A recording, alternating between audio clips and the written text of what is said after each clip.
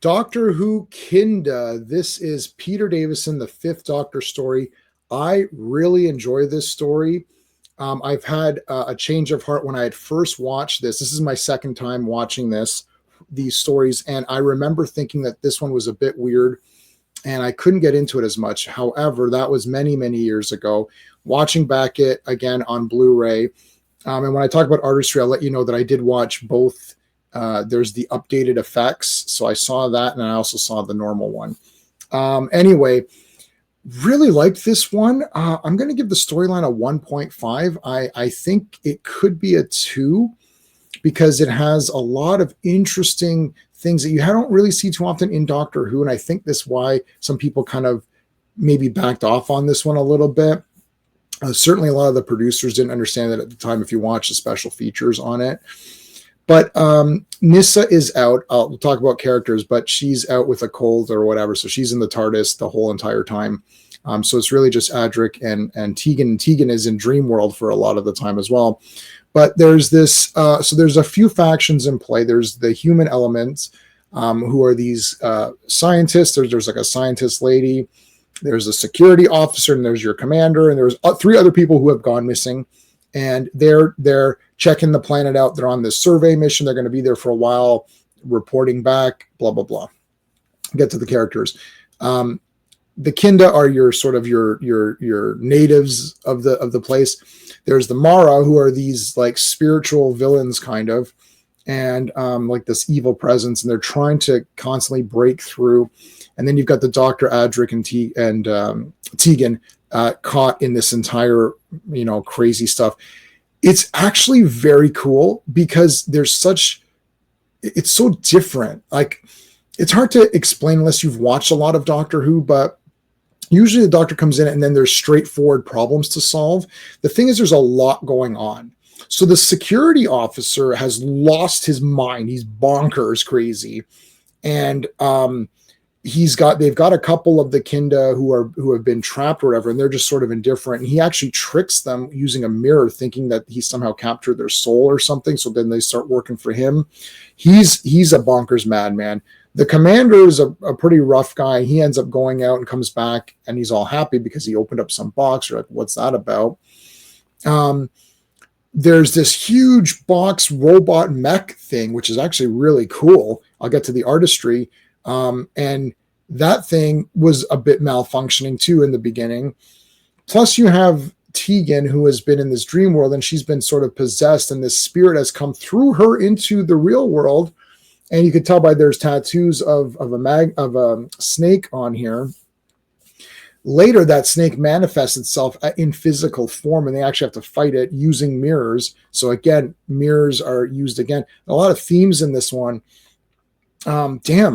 Lots to go on. The reason I'm not giving it a 2 out of 2 is that I do feel it got a little bit lost in the middle sections. And that's going to take us to the pacing, which is going to get a 1.5 score as well. It's a little bit clunky just in the middle sections where you're like, a couple of things where it's like, okay, move this along. This is very typical of classic Doctor Who. This is 4 parts. It definitely should not have been more than 4 parts. I know I love Doctor Who, and I know some of them go on way too long. Like some of these parts, it's like, why is this 7 parts? Except for Genesis of the Daleks, which had a lot going on. Most Doctor Who stories probably could have just been 4 parts, right? So pacing is still good. I'm not bored. It just could have been cut a bit better, or maybe just sped up a little bit. The artistry is a 2 out of 2, and that's for both versions. That mech thing looks wicked, and it's moving around. They're in a forest area, whatever, it's fake. But it looks fine to me. The interior, there's a couple of different locations. That's cool. But what the main thing is that there's a lot of weird dream sequence stuff. So like they're in this weird different plane of existence, and Tegan is going through all of these weird nightmarish things. There's like these weird guys there, and they're all in white, and it's like, oh, they all look spooky. A lot of optical effects are being used. It's pretty damn cool. Now there's a snake at the end, which is your standard, rubber fake snake or whatever that you see in these shows, but it's pretty cool. I mean, I think as a kid, I'd be like, whoa, but the updated effects are wicked, man. They updated the snake effects It looks awesome. I think if you're watching it today, I would say go ahead and just watch the updated effects. I don't think it's a big insult to the program to watch updated effects. I think a lot more people can get more used to it that way. I like to watch both versions because I want to see what it was like back then and evaluate that. And I still giving it a 2 out of 2. Weird music, cool optical effects, and this is watching the crappier the original version. The new version obviously looks cooler because of the effects, but yeah, it's definitely worth getting the Blu-rays for sure on all of these Doctor Who's. The characters is a big time 2 out of 2. You have a range of characters. Like Adric is trying his best. At one point, he actually pretends to be on the bad guys team, on the crazy guys team, in order to get to the Doctor to rescue him. He's found out, though. The scientist lady is pretty solid. She's just there to do her job. She gets caught up in this whole thing. Tegan has a lot to do on her own, so she's got to act evil, be possessed, and then her mouth's all red and pink. It looks like she ate like a red popsicle or something. And if you're bad, you have the red mouth. So that's crazy. She's got a lot in that dream sequence, a lot of different emotions she has to play. So she's really cool. Nissa's sidelined, which sucks because I love Nissa, but she's just sleeping. It's like, I'm sleeping. It's like, okay. And at the end, she's like, I'm okay now. It's like, all right. Anything happen?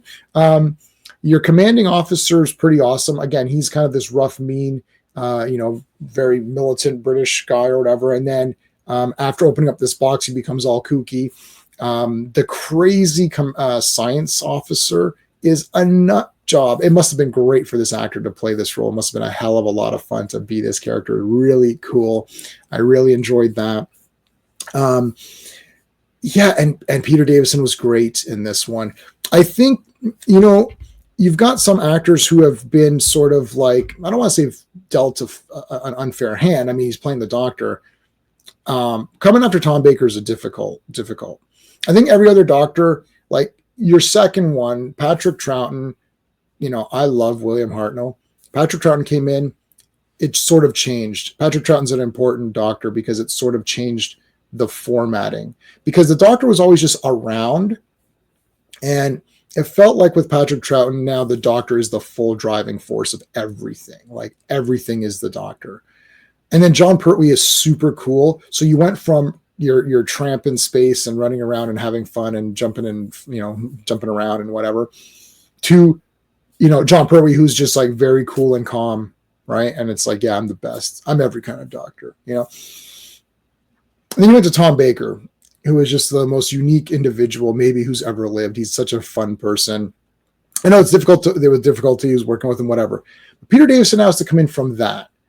And he is sort of your good, solid, dependable Doctor. He's just the Doctor and he's good. And there you go. He's going to get it done. I like that. I like that. It makes him different.